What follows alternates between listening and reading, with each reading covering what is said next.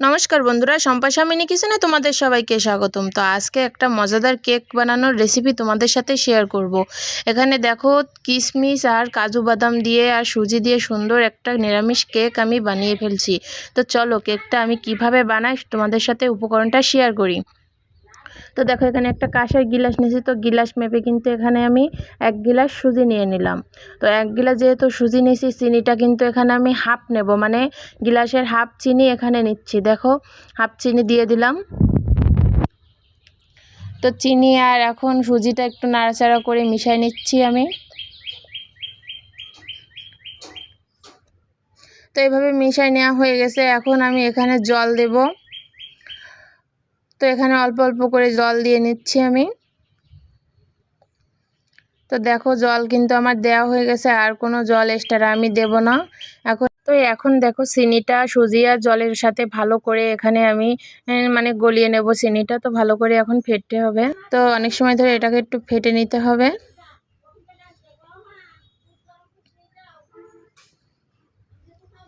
তো এইভাবে সময় নিয়ে কিন্তু আমি ফেটে নিচ্ছি। তো এরকম নিরামিষ কেক কিন্তু সহজেই বাড়িতে সব রকম উপকরণ থাকে আমাদের, যেহেতু তো আমাদের যদি বিকালে নাস্তার জন্য এরকম একটা নিরামিষ কেক আমরা বাড়িতে বানিয়ে ফেলতে পারি, তাতে কিন্তু কোনো সমস্যা না, খেতে কিন্তু অনেক মজা লাগে। তো যাই হোক, দেখো এখানে ময়দা নিয়েছি এখানে হাফ গিলাস। তো ময়দাটাও কিন্তু আমি হাফ গিলাস নিয়েছি। তো এখন ময়দাটা ব্যাটারের ভিতরে আস্তে আস্তে দিয়ে দিচ্ছি। তো দেখো, ব্যাটারটা কিন্তু এখানে হাফ গিলাসই মানে দিছি ময়দাটা। তো ব্যাটারটা কিন্তু এরকমই হবে। তো এখনও ভালো করে ময়দা মানে সুজির সাথে ভালো করে ফেটে নিতে হবে।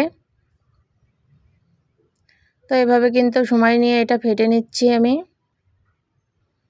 আসলে কেক বানাতে গেলে কিন্তু একটু সময় নিয়ে ফেটে নিতে হয়।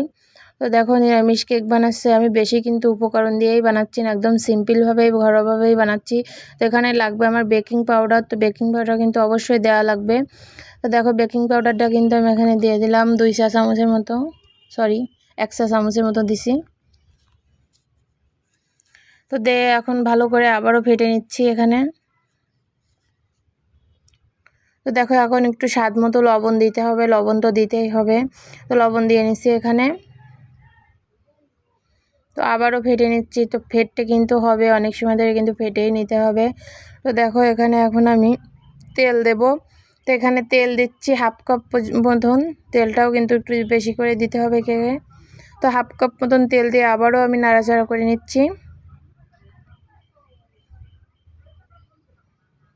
তো দেখো, তেলটাও দেওয়া হয়ে গেছে, সব কিছু দেওয়া হয়ে গেছে। এখন কিন্তু ব্যাটারটা আমার ফুলদমে রেডি হয়ে গেছে। এখানে দেখতে পাচ্ছ ব্যাটারটা কতটা ঘনত্ব রাখছি আমি এখানে। বেশি পাতলাও করি নাই, বেশি ঘনও করি নাই, মিডিয়াম। কিন্তু সব কিছু তোমরা দেখলে হয়তো বুঝতে পারছো ব্যাটারটা কতটা মানে হয়েছে, কেমন পাতলাও হয়নি তেমন নরম মানে। তো যাই হোক, দেখো ব্যাটারটা এখানে তৈরি হয়ে গেছে। তো এখন আমি এখানে কিশমিশ ছোট ছোট করে কেটে রাখছিলাম, তো কিশমিশটাও দিয়ে দিচ্ছি।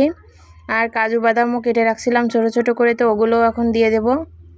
তো এই দুটো দিলে কিন্তু কেকের স্বাদটাই পাল্টাই যাবে। তো সুন্দর একটা ফ্লেভারও আসবে সাথে। তো দেখো, দিয়ে আমি একটু নাড়াচাড়া করে মিশাই নিচ্ছি। তো আমার কিন্তু ব্যাটারটা একদম পুরোপুরি রেডি হয়ে গেছে, এতে কিন্তু এক্সট্রা আর কিছুই লাগবে না। তো আমার ব্যাটারটা এখানে তৈরি হয়ে গেছে। তো এখানে একটা টিফিন বাটি নিয়েছি, দেখতে পাচ্ছ। তো এই টিফিন বাটির ভিতরে আমি একটু তেল দিয়ে নেব। তো দেখো, তেল অল্প করে তেল নিয়ে হাত দিয়ে এখন ভালোভাবে চারিপাশে লাগিয়ে দিচ্ছি তেলটা। তো এইভাবে তেলটা লাগাই নিতে হবে ভালোভাবে। তো দেখো, তেলটা এখানে দেওয়া হয়ে গেছে ভালো করে। তো এখানে একটা কাগজ নিছি দেখো ভিতরে দেওয়ার জন্য। তো এরকম একটা গোল করে কাগজ কেটে নিছি। তো কাগজটা এখন ভিতরে বসাই নিচ্ছি।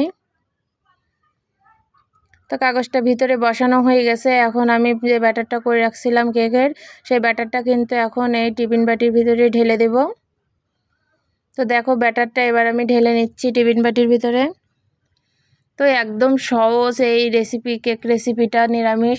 তো তোমরা যদি তোমাদের রেসিপিটা যদি ভালো লেগে থাকে, অবশ্যই রেসিপিটা বাড়িতে বানিয়ে ট্রাই করে দেখতে পারো। আর ফেসবুক থেকে দেখলে পেজটি ফলো করে দিও, ইউটিউব থেকে দেখলে কিন্তু চ্যানেলটা সাবস্ক্রাইব করে দিও। তো দেখো, এখানে টিফিন বাটিতে কিন্তু আমার দেওয়া হয়ে গেছে। এখন উপর থেকে আমি আবারও কিশমিশ কাজু বাদাম যেগুলো কেটে রাখছিলাম সেগুলো উপর থেকে একটু দিয়ে দেবো। দেখতে কিন্তু অনেকটা ভালো লাগবে। তো দেখো দিয়ে নিচ্ছি এখানে।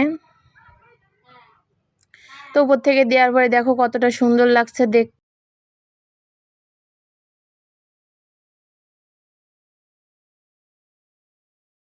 এখন দেখো এখানে একটা মানে সেই মুখটা নিয়েছি, মুখটা এখন লাগিয়ে দিলাম টিফিন বাটিতে। এখন আমি চলে যাব কড়াইতে।